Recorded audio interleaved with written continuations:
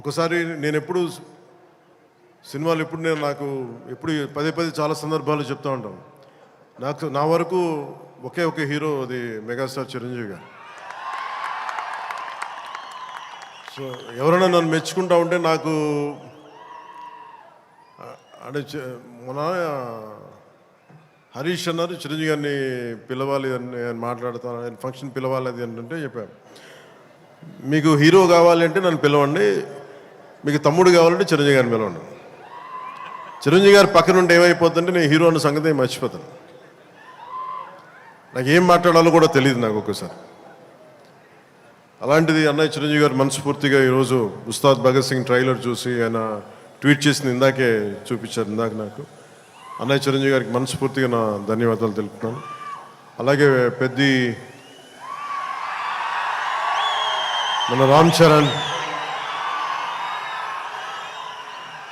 తను కూడా ట్వీట్ చేసినందుకు మనస్ఫూర్తిగా నా ధన్యవాదాలు తెలుపుతున్నాను. అలాగే పెద్ద దర్శకులు బుచ్చిబాబు గారు, పిఠాపురం నివాసి, సో వారికి కూడా మనస్ఫూర్తిగా నా ధన్యవాదాలు తెలుపుతాను. సినిమా స్టార్ట్ చేసేటప్పుడు ఎప్పుడు కూడా చాలా అద్భుతంగా రావాలి, 10 మందికి డబ్బులు రావాలని ప్రయత్నం చేస్తూ ఉంటాం. వన్స్ స్టార్ట్ చేసే ప్రాసెస్లో చాలా అడ్డంకులు ఎదుర్కొంటాం, చాలా ఇబ్బందులు ఎదుర్కొంటాం, చాలా కష్టాలు ఎదుర్కొంటాం. ఒకసారి సినిమా విజయం కొంచెం అడ్డు అందరికి ఇబ్బందిగా ఉంది, కొంచెం మీరు దయచేసి పక్కన కొంచెం కొంచెం పక్కన. సినిమా విజయం సాధించాలని అందరం పనిచేస్తాం.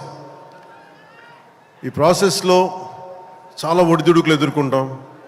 ఒడిదుడుకుల్ని తట్టుకొని ఒక సినిమాని అనుకున్నట్టుగా తీసి విజయం సాధించడం చాలా చాలా చాలా కష్టమైన. నిద్రలు ఉండవు. అందరం ఎవరి పట్టుకుడి కోసమే పనిచేస్తాం. ఇది ఎవరిని ఉద్ధరించడానికి సినిమాలు చేయం, కానీ మా పని, మాకు ఇష్టమైన పని, మాకు ఉపాధినిచ్చే, మాకు తిండి పెట్టేది ఇది. సో ఎవరం కూడా సినిమా పోవాలని ఎవరు, ఏ హీరో కాదు, ఏ హీరో కూడా ఎవరు చేయరు. అందరూ బాగుండాలని చేస్తారు, కానీ అన్నిసార్లు పరిస్థితులు అనుకూలించు. నాకు ఈ సినిమా ప్రారంభించినప్పుడు హరీష్ శంకర్ని దర్శకులుగా మన రవి గారు తీసుకొచ్చినప్పుడు